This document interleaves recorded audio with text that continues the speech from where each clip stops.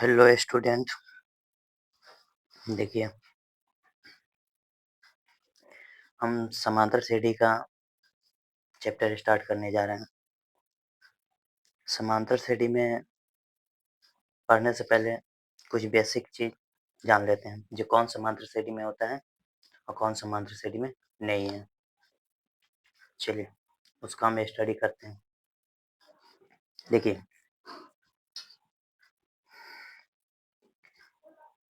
AP समांतर श्रेणी chapter है।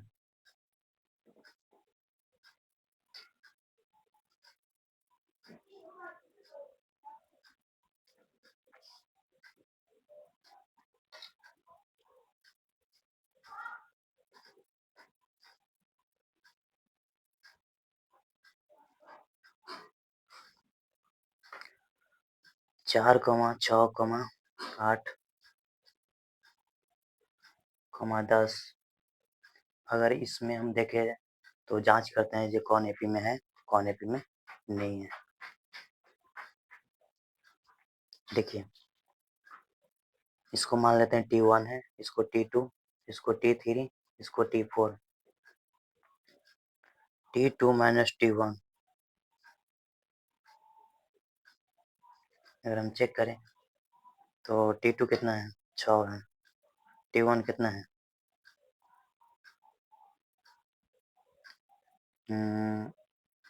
1 है। T1 4 है, सॉरी। इसको घटाते हैं तो 6 में से 4 गया तो 2 बचा।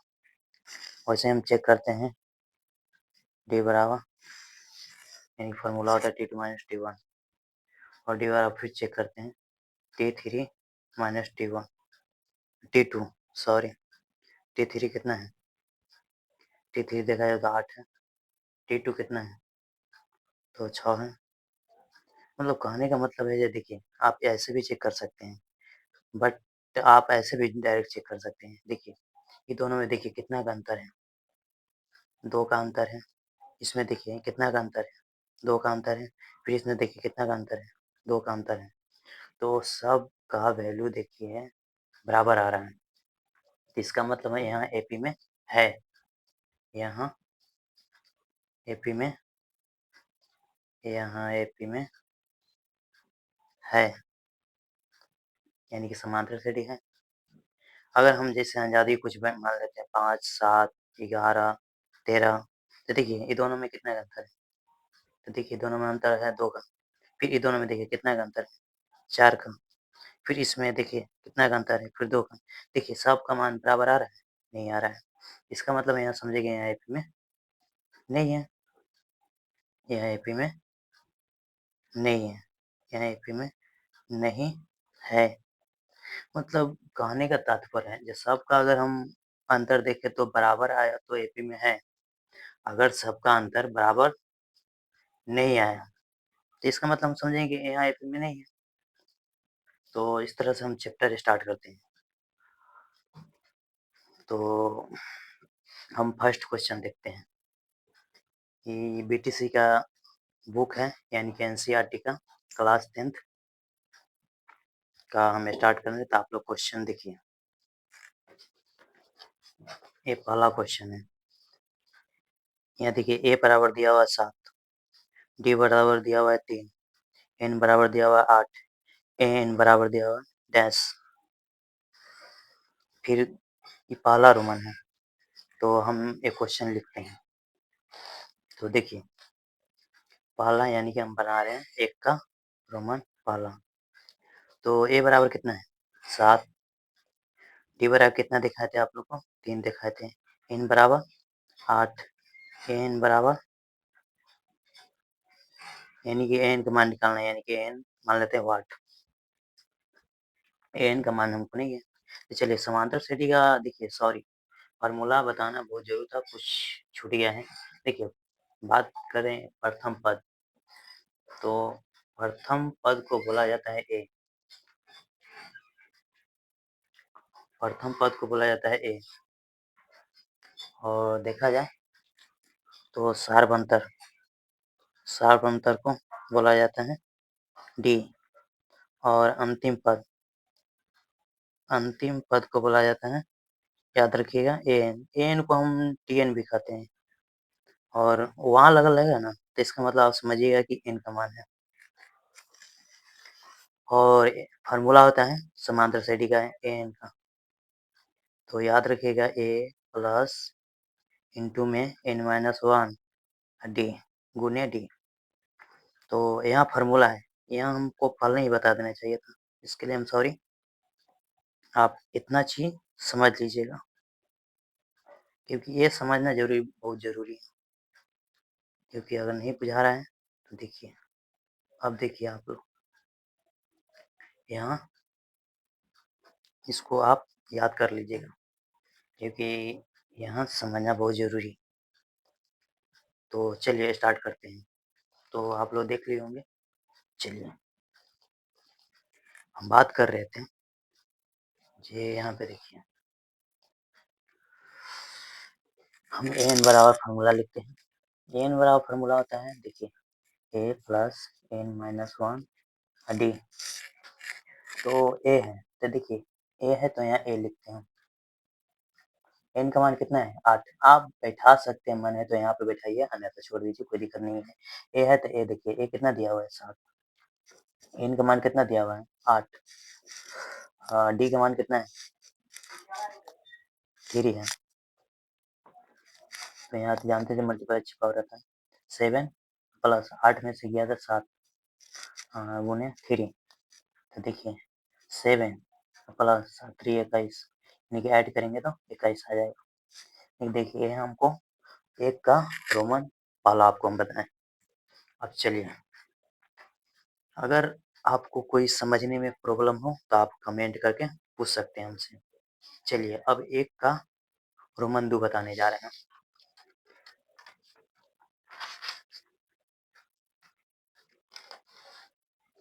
तो देखिए एक का हम रोमन 2 बताने जा रहे हैं, तो आप लोग किताब में भी देख लीजिए, ये किताब बुक, और बुक में दिया हुआ है, देखिए ए बराबर दिया हुआ है -18, डी बराबर दिया हुआ है डैश, एन बराबर दिया हुआ है 10, एन दिया हुआ है 0। तो यही चीज हम यहाँ पे लिख लेते हैं। तो यहाँ पे ए बराबर कितना था, हम आप लोग को बतेबे किए थे, जे बराबर, तो देखिए देखिए ए बराबर हम लिखते हैं, ए बराबर है 7, और डी बराबर कितना दिया हुआ है? 3, सॉरी रोमन 2 है, सॉरी रोमन 2 बनाया जाता है, रोमन 2 है। ए बराबर दिया हुआ है -18, डी बराबर डैश, और एन बराबर 10, और ए एन बराबर दिया हुआ है 0। समांतर श्रेणी का सूत्र लिखते हैं, ए एन बराबर फॉर्मूला होता है ए प्लस एन माइनस डी। ए की वैल्यू कितना है? देखिए -18, तो यहाँ पे बैठा थे -18, अब प्लस एन का मान कितना है? 10, तो 10 बैठाइए, एक डी, डी का मान कितना है? नहीं है हमको डी दिया हुआ, तो -18, 10 में से गया तो 9, और सॉरी ए एन का मान दिया हुआ है, देखिए ए एन का मान 0 बैठा देंगे, समझे?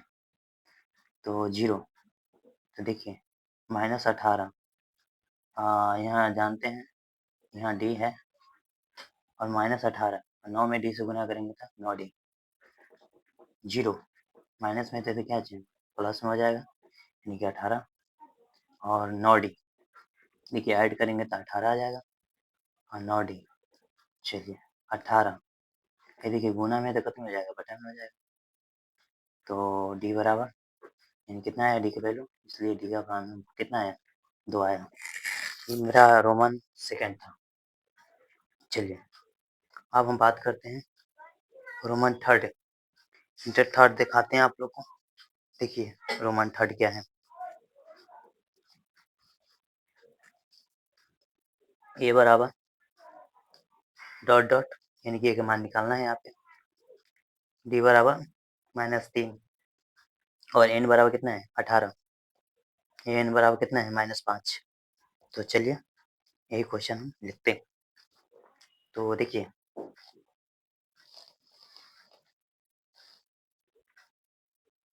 रोमन 3 हम बना रहे हैं, रोमन 3 a बराबर व्हाट, यानी कि a का मान निकालना है हमको। d बराबर, आप लोग को हम बुक दिखा दिए हैं, आप लोग बुक है तो आप लोग खुद देख सकते हैं। n बराबर 18, n बराबर -5, n बराबर फॉर्मूला लिखते हैं।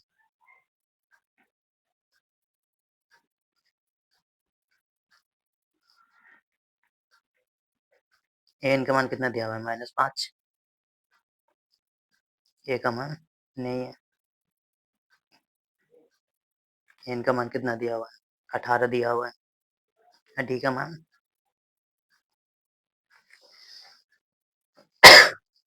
सॉरी -5, a माइनस करेंगे 18 में से गया तो 17, -3 -5 इक्वल टू a, और देखिए प्लस 17 दिया 51, तो यहाँ माइनस लगा हुआ है तो माइनस लगा देते हैं, -5 और a प्लस माइनस क्या होता है, माइनस होता है 51, -5, देखिए माइनस में तो क्या चेंज हो जाएगा, प्लस में हो जाएगा a, इसलिए बताइए a का मान कितना हो जाएगा, 51 में से 5 गया तो कितना बचेगा 46, तो हो गया a का मान निकल गया। चलिए इसी प्रकार हम थर्ड नंबर बना लिया, अब 4 नंबर बनाया जा रहा है। तो देखिए हम आप लोगों को 4 नंबर बताने जा रहे हैं। तो 4 नंबर क्या है, तो देखिए यानी कि हम आपको 4 नंबर बताने जा रहे हैं। तो आप लोग देख लीजिए बुक में, a बराबर कितना दिया हुआ है -18.9, d बराबर कितना दिया हुआ है 2.5, n बराबर डैश, यानी कि n का मान निकालना है यहाँ पे, और n का कितना दिया हुआ है 3.6। चलिए यही हम चीज लिख लेते हैं यहाँ पे जो मान दिया हुआ है यहीं पे हम लिख लेते हैं। a बराबर कितना दिया हुआ था -18.9, और सॉरी a बराबर -18.9, और d बराबर कितना दिया हुआ है 2.5, और n कितना, n हमको तो निकालना है। चलिए n का मान कितना दिया हुआ है 3.6, तो n बराबर हम फार्मूला लिखते हैं। देखिए n बराबर ये फार्मूला होता है, n का मान कितना है 3.6, a का मान कितना है -18.9, और प्लस n का मान नहीं है हमको, तो n को उतार देंगे सेम टू सेम, और 1, और d के मान कितना है तो 2.5, 1 सेकेंड।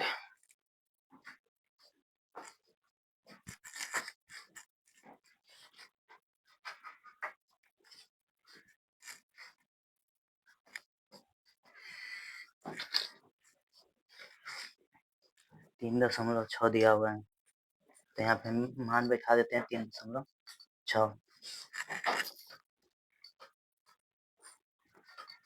ये देखिए माइनस में है तो खत्म हो जाएगा, तो सॉरी माइनस में है तो इधर प्लस में, तो 18.9, और सेम टू सेम इसको उतार देते हैं 2.5, तो इसको ऐड कीजिए 3.6 को 18.9 को, तो देखिए ऐड करके हम दिखा देते हैं आप लोग को। तो ऐड कीजिएगा तो 6×9 = 15, और 18 दिन लिखा है 21, इनमें 22.5, तो देखिए n -1 गुने 2.5, तो 22.5, एक गुना में तो खत्म हो जाएगा, बाटा में हो जाएगा, और n -1, तो इसको काट दीजिए 9 बार में कट जाएगा, तो 9 n -1 9 है, माइनस में तो क्या आ जाएगा प्लस में, तो इसलिए n बराबर कितना आ गया 10 आ गया। अब लास्ट क्वेश्चन है 5 नंबर, देखिए बुक में दिया हुआ है a बराबर 3.5, d बराबर 0, n बराबर 105 और an बराबर वाट, यानी कि इसमें क्या निकालना है, an का मान निकालना है। तो चलिए तो स्टार्ट करते हैं। तो a बराबर देखे हैं कितना दिया हुआ था 3.5 और d बराबर कितना दिया हुआ था 0, n बराबर कितना दिया हुआ था 105, an कितना दिया हुआ था यानी कि डॉट यानी कि वाट यानी कि an निकालना है। तो चलिए तो n बराबर हम लिखते हैं फार्मूला। तो जानते हैं कि n बराबर क्या फार्मूला होता है। इसमें देखिए इसमें एक ही फार्मूला आप समझ जाइएगा तो 5.2 कंप्लीट हो जाएगा। एक ही फार्मूला इसमें यूज होता है।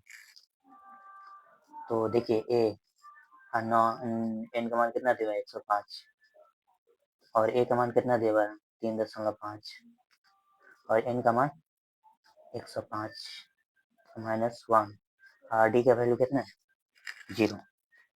तो देखिए 3.5 प्लस 105 में से 1 गया तो कितना बचेगा 104 0।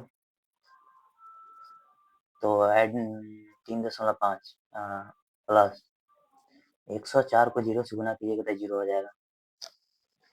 अब इसको हम जोड़ेंगे तो कितना आ जाएंगे 3.5।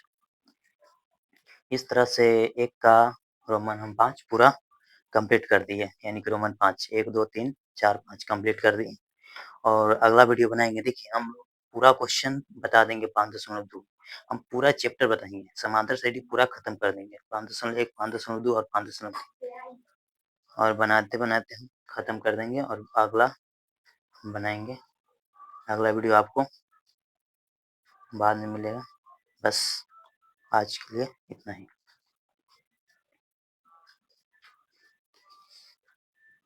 आप लोग बताइए कि वो समझ में आया कि नहीं। अगर नहीं आया तो कमेंट कीजिए, हम कमेंट के माध्यम से जवाब दे देंगे। ठीक है, ओके बाय।